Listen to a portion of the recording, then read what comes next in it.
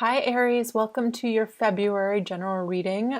So let's get into this. I've already pulled some angel cards, and there's lots of I feel gung-ho type of energy where it's saying, do it now, listening to your heart. And your overarching theme is Archangel Metatron, and it says, I'm your link between heaven and earth, between your humanity and your divinity. I'm here to help you heal the conflict that exists between your heart and your mind.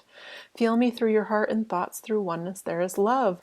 Oh, and right below that is positive outcomes. So I feel like this is what we're moving towards, and I feel like there's some sort of chapter opening in your life, and it feels to me unforgettable. This is going to be notable. This is like putting a flag in the sand. There's something here changing in your life, and it's saying, if this is in alignment with what you truly want, if there's passion behind it, and I'm reading for Aries, this cannot, I feel, go wrong. I feel like this is a good time for you. We're in Aquarius season. I feel like it's about moving forward, putting action steps into place to, I feel like, kind of get things moving, because I feel like when things aren't moving for you, I feel like you can get into this place where it's like a little bit uncomfortable in my own skin. I need to kind of anyways, that's what I'm feeling here for you. So let's get into your cards. What's the central energy for Aries for the month of February? Oh, that's too many. What's the central energy for Aries for the month of February? King of Pentacles. Okay. So this would be, it could be you. This could be somebody you are talking to, relating to. This can be your boss, but this is somebody that is very much in charge, in control of their finances. This is somebody taking control, somebody that's very reliable and dependable. This is somebody that's very high up in a company or have their own business. But I feel like as a general reading, I would read this card as somebody that has a control, a grip on their finances. And I feel like looking to the future very methodically about what I'm going to do with this to create either more or more fulfillment within. So let's keep going. What's helping or hindering this for Aries? Okay, there it is. So that looping mind loop that's coming through with that Archangel Metatron, healing that disconnect between your heart and your mind. They're like on two different planets. Your heart says one thing, and your mind, it's saying, this is the card of prohibiting you from being able to go forward with what you want, because there's a little bit of a stuckness here. Feeling trapped with, maybe it's many variables, maybe it's surmounting overwhelming amount of tasks to do. So I want to say, just, small steps at a time. It's not this huge thunderclap of change. I feel like it's these micro steps that we make every day to kind of just, make decisions towards, I feel like there's a direction we're going. And it feels very much related to like the earthly energy. So Uranus just went direct in Taurus. So it's all about our relationships, our money, where we live. So these things I feel like are getting ready to change, and your higher self wants you to know, yeah, this is the path you need to take. The Chariot, this is somebody that's leaving things behind. You can actually be going on a journey. But again, it's being very secure and stable and confident in the necessity of going down this path. So this is your soul's path. This is the fool's journey. Here it is. So your subconscious wants you to know to go, to trust this, take action, travel, whatever this is for you. I feel, again, very self-empowered, very confident. This is needed in your life. What's in the past? Yeah, worrying about, am I able to do this financially? Interesting.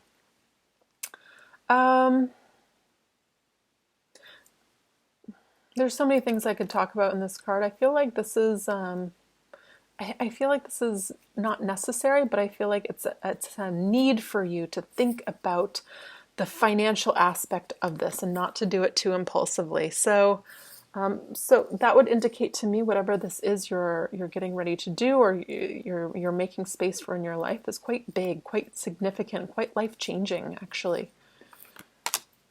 Ooh, and as I say that, at the bottom of the deck is success. What's the current energy for Aries?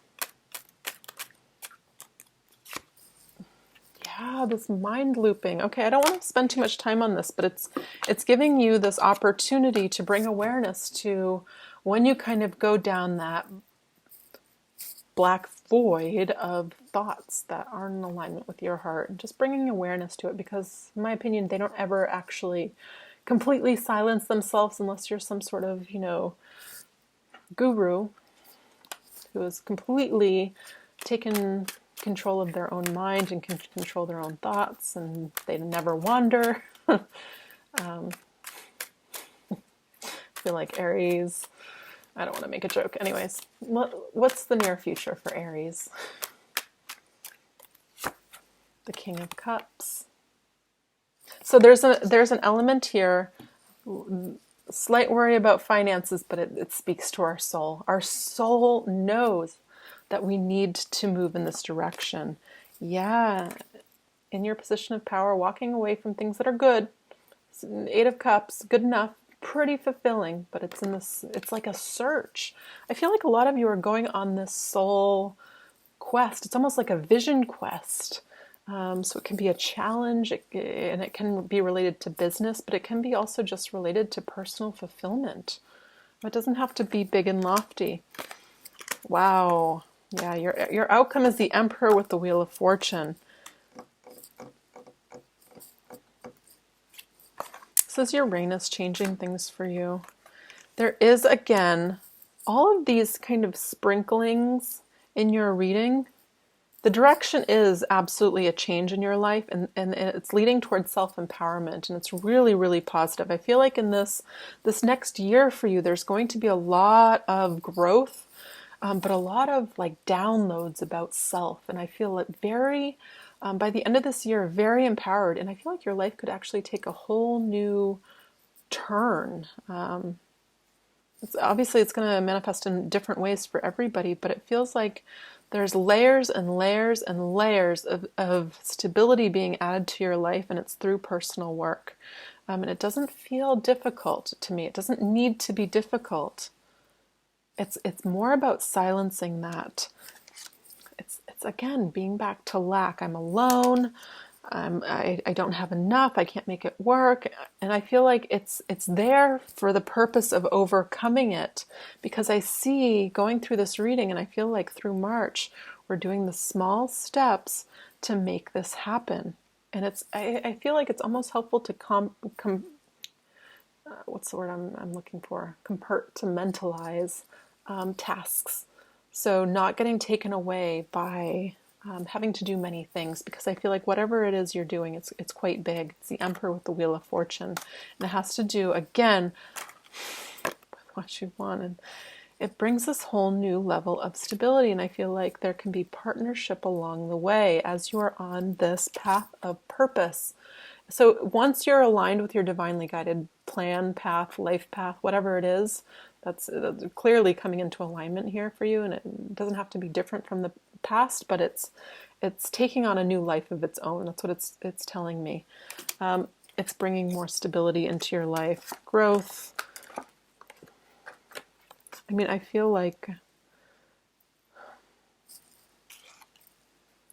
there can be a particular earth sign. I'm being drawn to say earth sign. Maybe it's because they're quite grounding, that you like.